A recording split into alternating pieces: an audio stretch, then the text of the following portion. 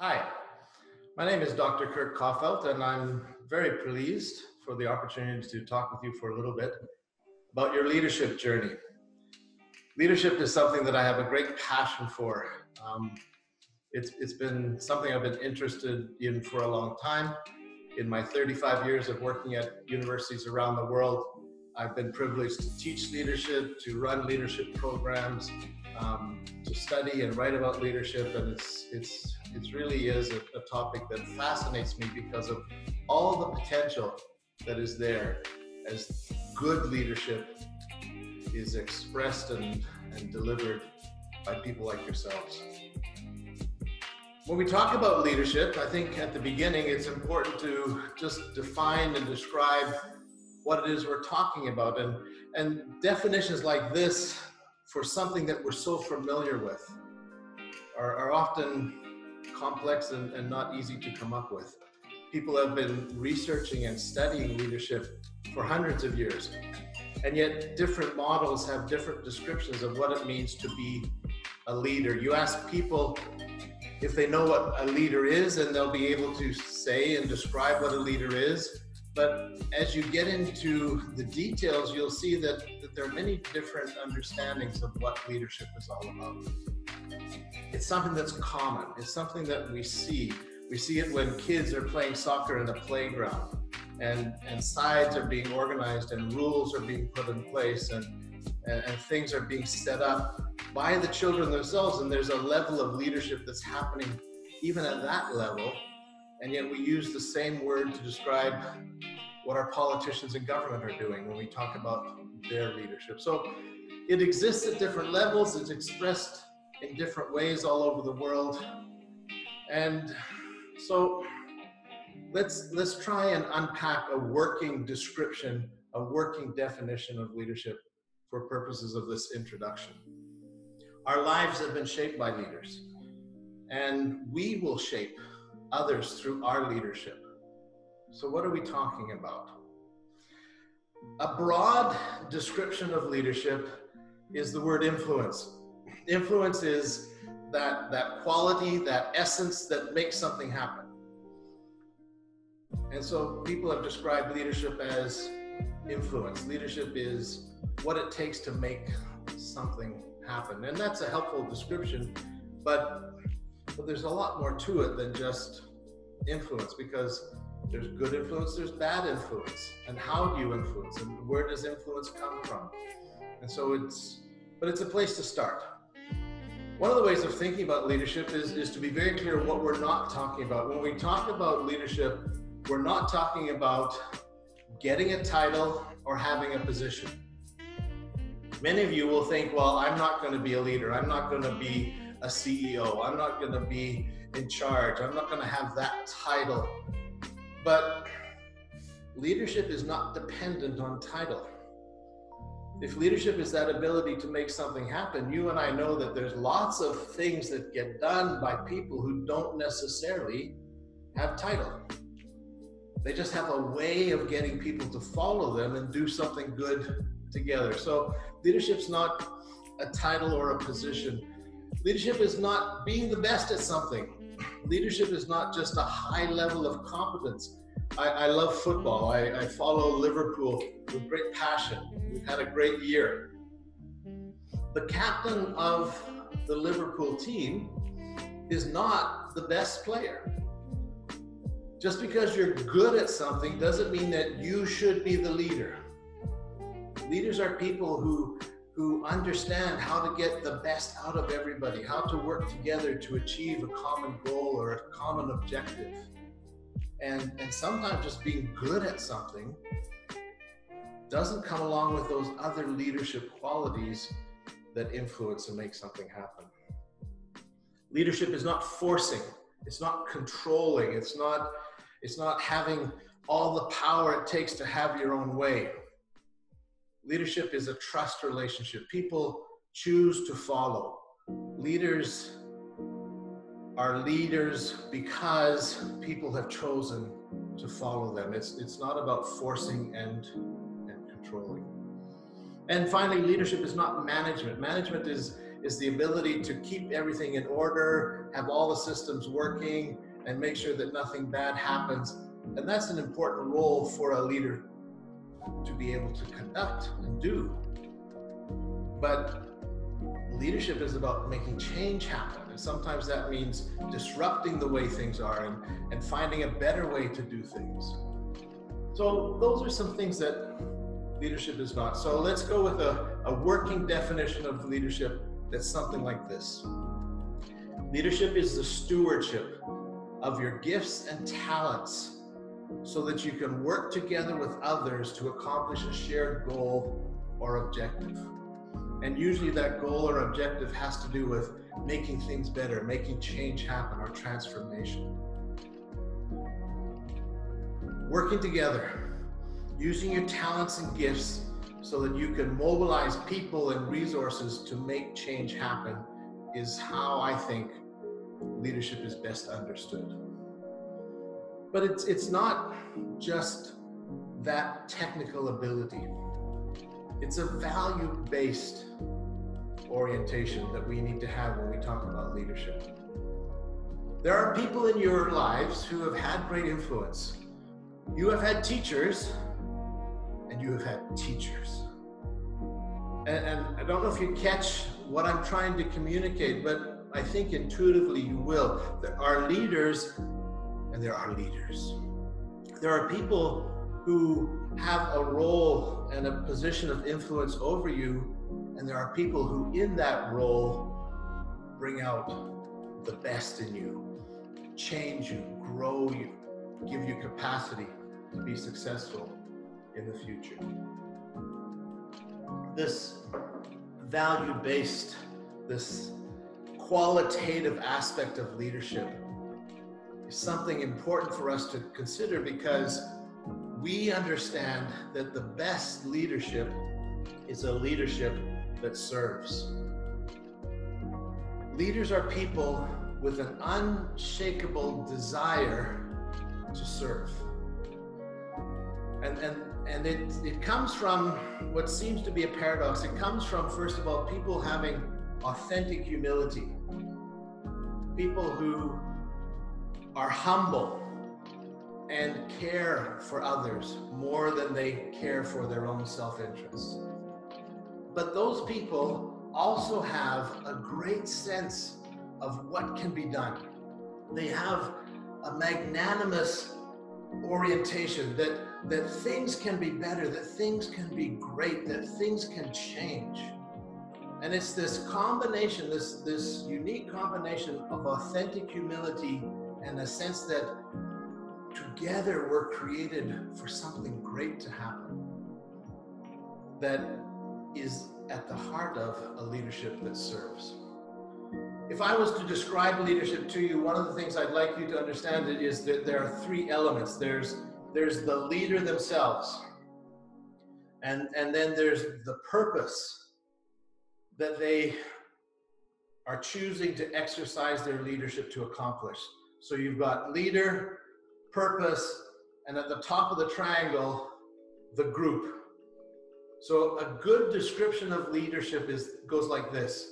A leader is committed to a purpose, and they influence a group to accomplish that purpose and produce more leaders.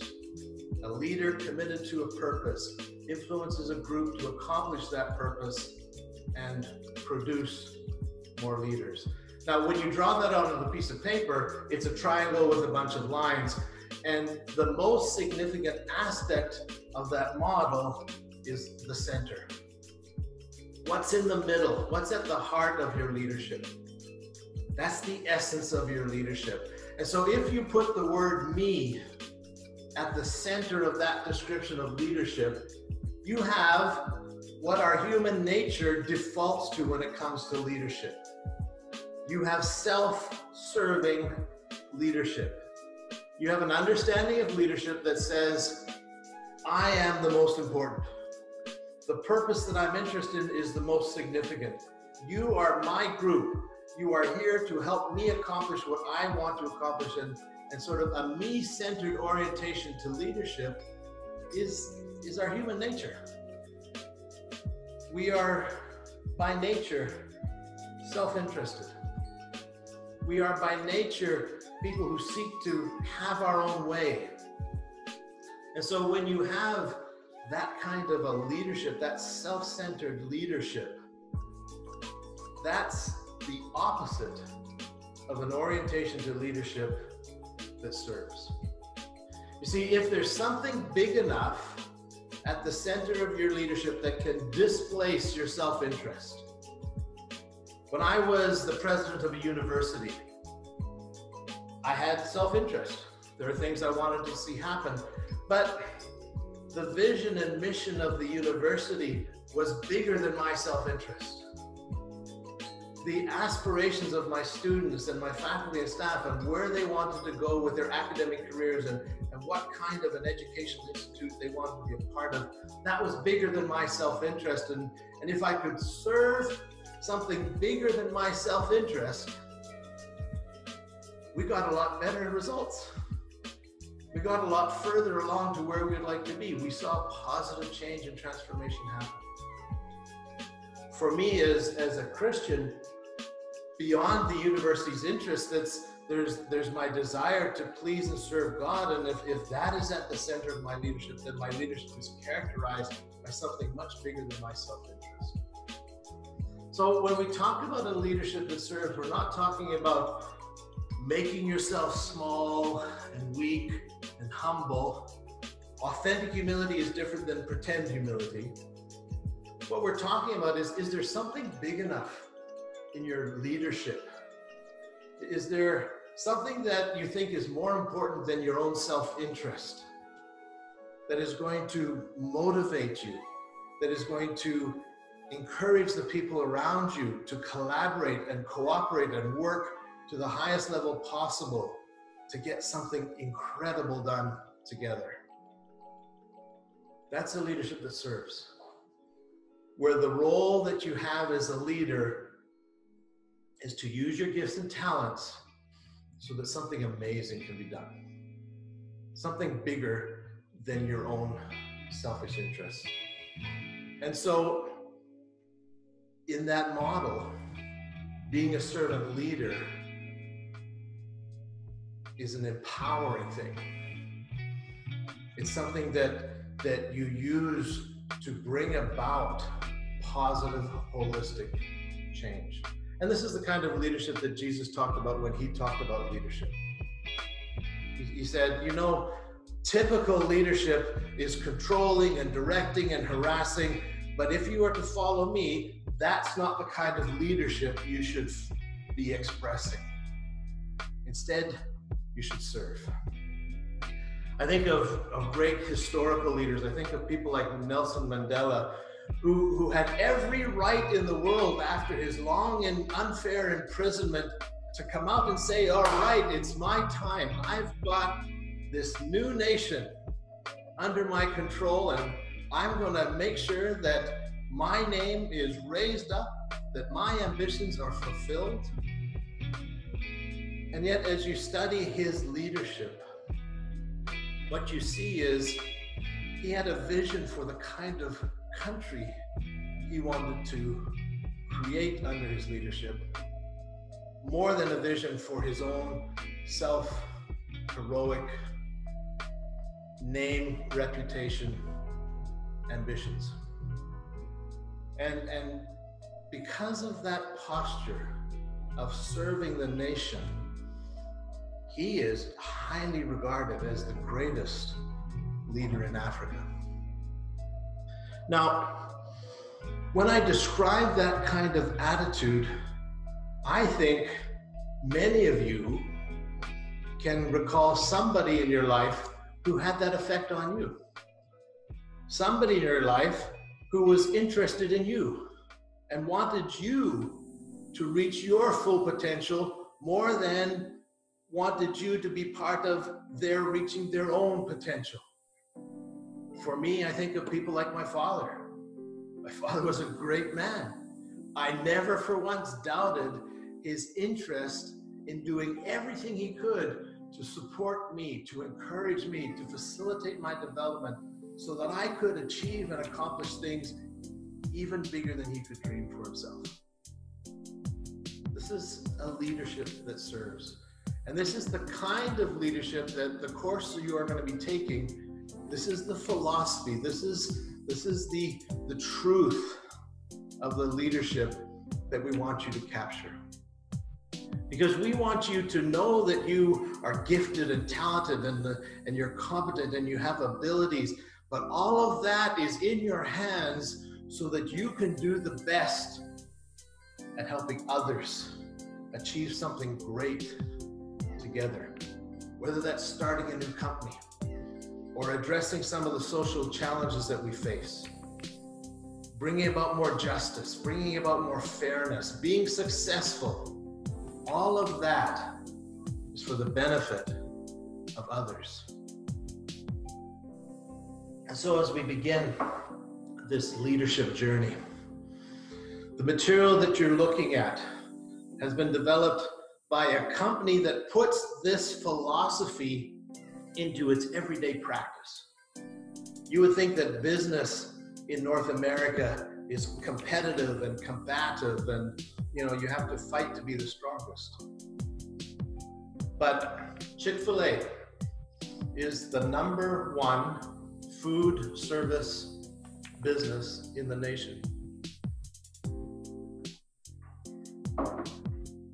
What that means is they are outperforming everybody else. And their food is good. But what they're known for is their service. What they're known for is the way that it feels when you go in and you experience their service. They have, from the very bottom to the very top of the company, applied and developed a leadership that serves attitude. And that's the success of their business model. So in their training that they provide, that we are using and borrowing and incorporating into the course that you're going to be taking, they build on this philosophy that leadership that serves is the best form of leadership. And that a leader is somebody with an unshakable desire to serve and to help others bring about transformation. So they will talk about leading others and the skills you need to lead others. They will talk about leading team. They will talk about leading organizations. But at the center, at the foundation of all of that is their concept of leading self. And that's where this leadership journey starts. Before you lead others, before you lead teams, before you lead organizations, you need to understand the first responsibility you have is to lead yourself, to provide the influence you need and the attitudes that you need to be successful. When you study leadership, at some point in time, somebody's going to draw an iceberg. And they're going to say, what's the message here? They draw a line of water and there's the tip of the iceberg at the top and most of the ice is underneath. Well, the lesson is quite straightforward. Most of what makes a successful leader is the stuff that others don't see. It's the character of the individual. It's their integrity. It's the work they've done to develop their own self-leadership that nobody sees, but then as they lead others and they lead teams and they lead organizations, that foundation of character provides them a solid base to be effective as they lead others.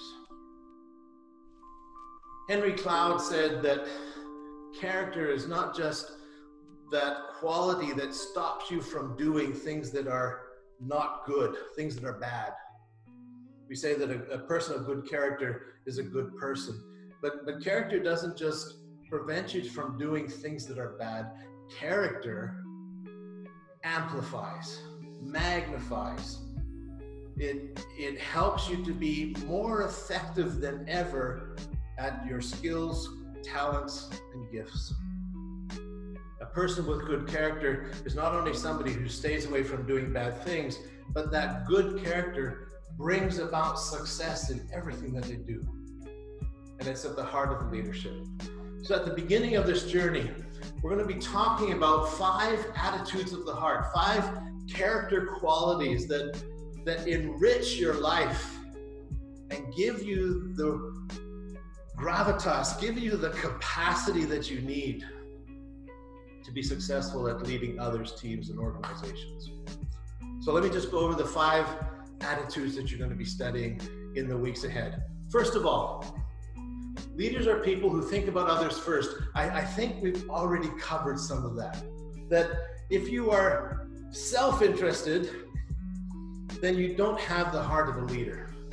But if you are others interested, then you do have the heart of the leader.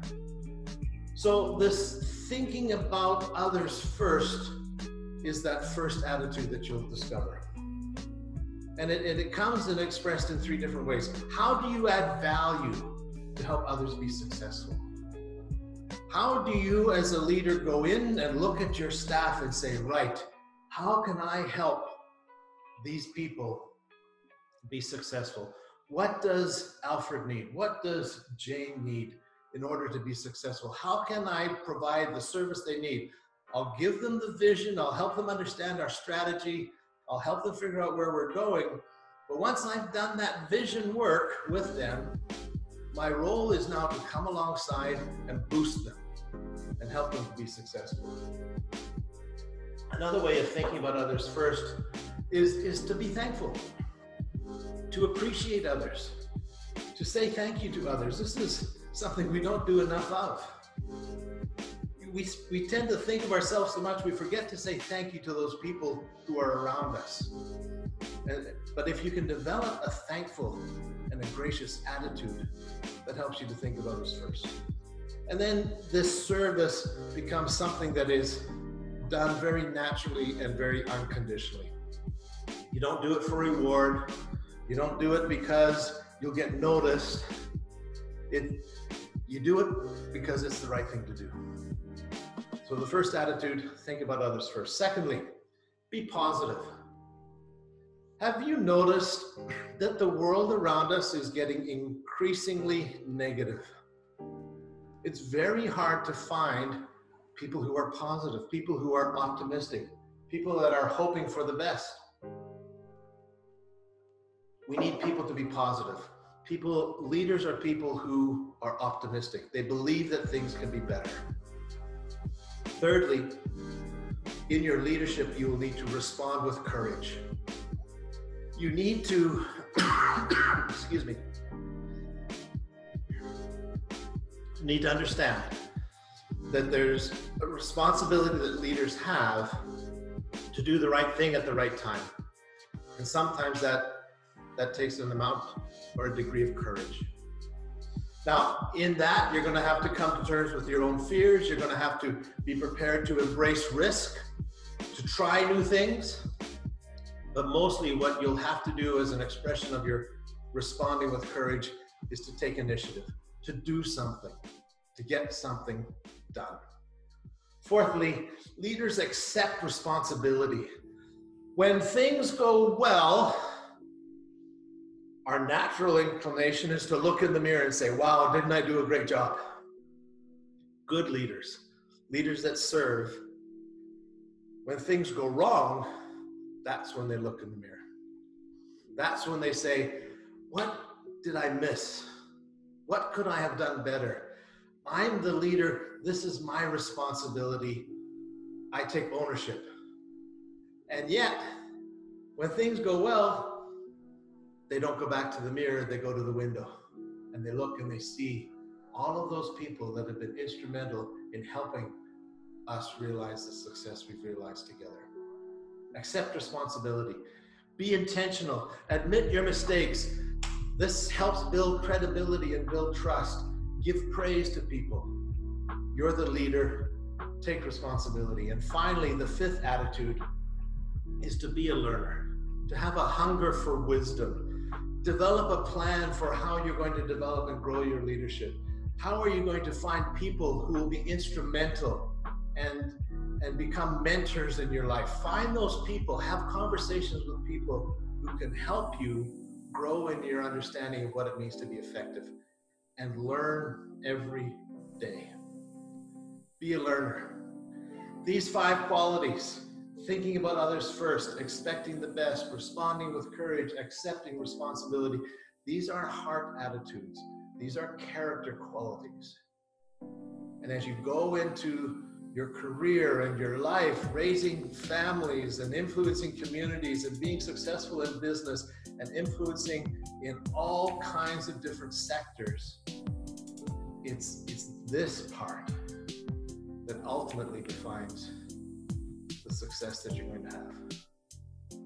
I wish you all the best as you study and come to understand what it means to be a leader and what it means to be a leader that serves. God bless you. Have a wonderful time learning about leadership.